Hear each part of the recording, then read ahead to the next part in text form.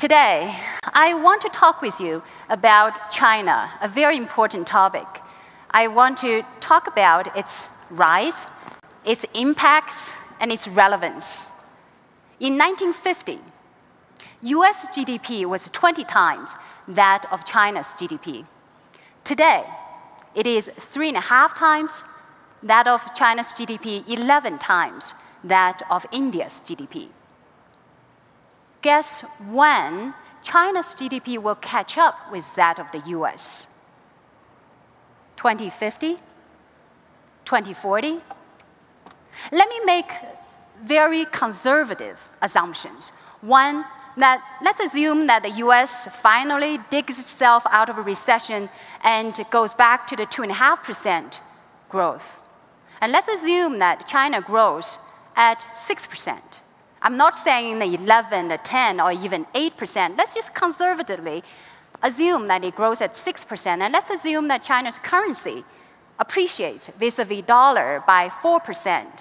If you do the math, which is an easy task for this audience, it becomes clear that China will catch up with US GDP by 2025.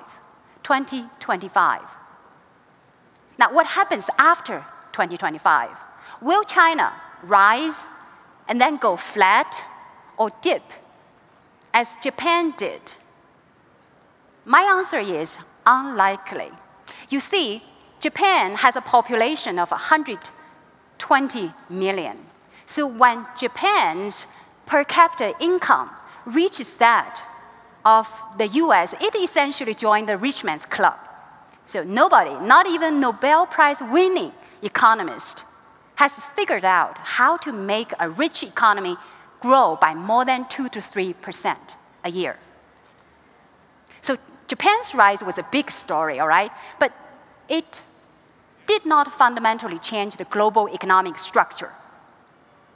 When China reaches the size of the US, China's per capita GDP is still only going to be a quarter of that of the US, meaning that China still has a long way to grow to become rich.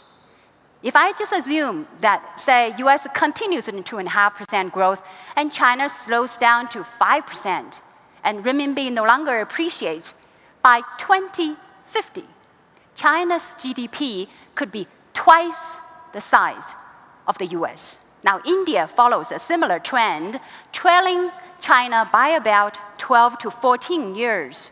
And that is the time lag between when 1978, when China started the economic reform, and 1991, when India started the liberalization. In essence, ladies and gentlemen, by 2050, the combined GDP of China and India could be as large as the combined GDP of US, Europe, and Japan.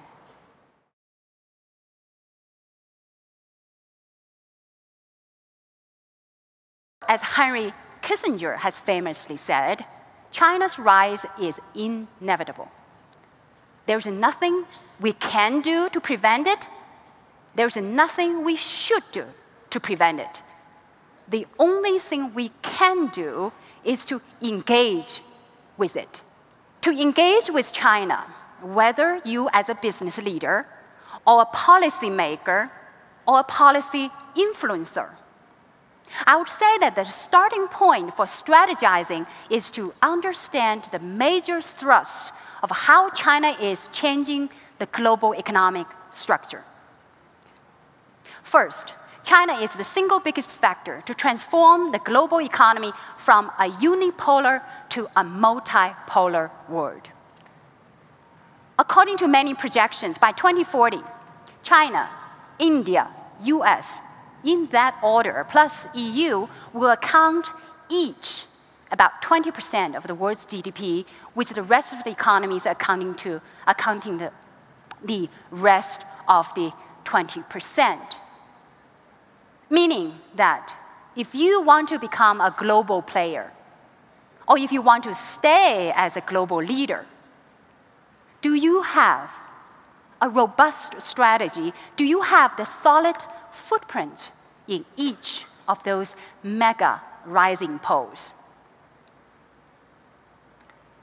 Second, the rise of China and India, plus overall the rise of the developing economies overall, is making every industry a growth industry on a global basis. 60% of the world's population lives in developing economies that are growing at 3 times the pace of the developed ones. China and India, mega markets. Millions of people there are buying their first mobile phones, their first TV, their first car, their first house, their first bottle of wine. Although the Chinese appreciate wine by mixing wine with Coke, they do not know how to appreciate wine, but nonetheless they're buying. And they're buying their first tickets traveling abroad. It's really hard for me to name a mature industry in China.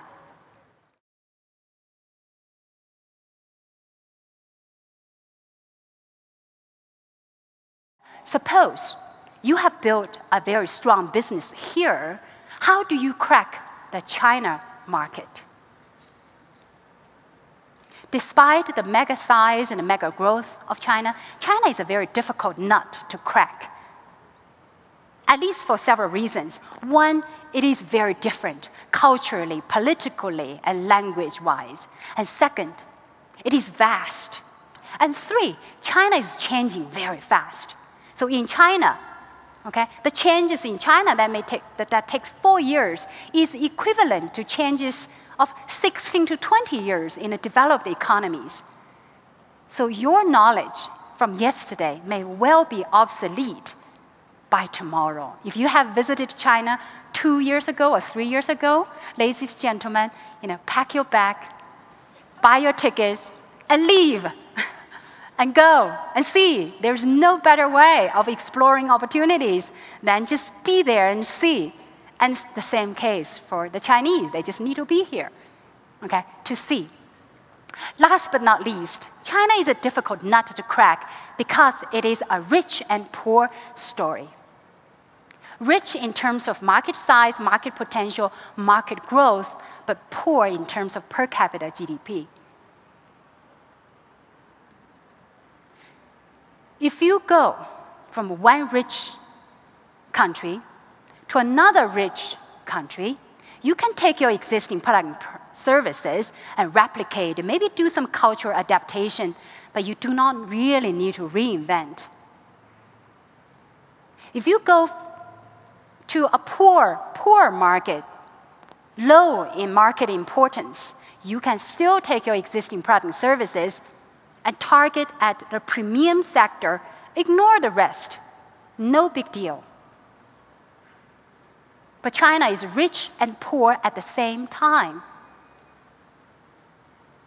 That means that you cannot simply target at the premium sector because whoever who taps into the remaining 90% of the market will have the scale, the cost structure, and the innovation needed to become a global winner and give you a tough time.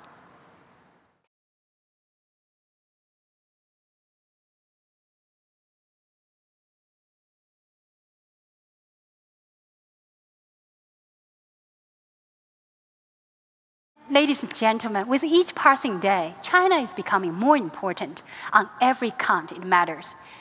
It is a source of revenue. It is a source of capital. It's a source of cost reduction. It is the front for innovation. And it is the springboard for rising giants. China is 5 stories rolled into one. It's a market story, a cost story, a capital story, an innovation story, and a story of emerging giants that can be your competitor, your customer, or your partner. No other country has all 5 stories rolled into one.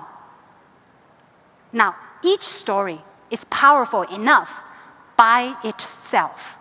When you combine the 5, it is transformational.